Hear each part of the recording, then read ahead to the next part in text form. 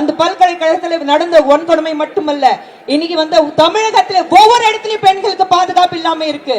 நாங்க ஒவ்வொரு பெண்ணுக்கு ஒவ்வொரு வீட்டுக்கு ஒரு பாதுகாப்பு கொடுக்கிற வரைக்கும் நீங்க கீழே இறங்கி மக்கள் மத்தியில அந்த குழந்தை கிட்ட இந்த தமிழ் மண்ணுல வாழ்ற ஒவ்வொரு தாய் கிட்ட மன்னிப்பு கேட்கிற வரைக்கும் நான் பண்ணது தப்பு, ஆனா இதுக்கப்புறம் தமிழகத்துல அப்படி ஒரு வன்கொடுமை பலாத்காரம் நடக்காத சொல்ற வரைக்கும் நாங்க நிச்சயமாக உட்கார மாட்டோம், சும்மா உட்கார மாட்டோம்.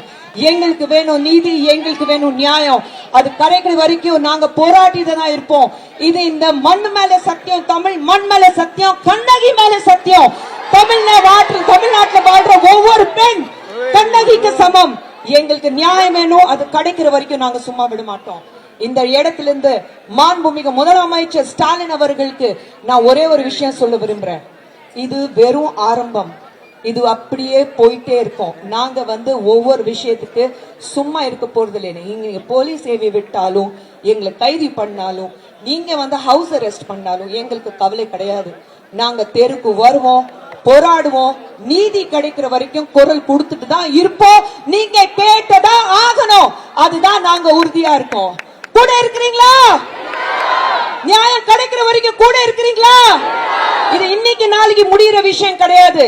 உங்களுக்கு மட்டுமல்ல, எனக்கு மட்டுமல்ல, நம்மளுடைய குரல் தமிழகத்தில் தமிழ்நாட்டில் ஒவ்வொரு தெருக்கும் ஒவ்வொரு வீட்டுக்கு போகணும்.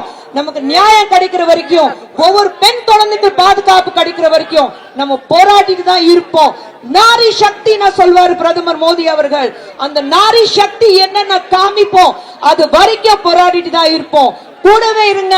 நம்ம இது நம்ம போராட்டம் கிடையாது, தமிழகத்தில் வாழ்ற ஒவ்வொரு பெண்ணுடைய போராட்டம் இது. இது நம்ம கூட இருந்துட்டு நிச்சயமாக அந்த மாண்பை மட்டும் இல்ல, மத்தவங்களுக்கு இதுக்கு முன்னாடியும் நடந்த அத்தனை கொடுமைகளுக்கு நமக்கு பதில் வேணும், பதில் அளித்து தீரணும் முதலமைச்சர் அவர்கள். கூடவே இருங்க, நாங்க உங்க கூட இருக்கோம். சொல்லுங்க பாரத்.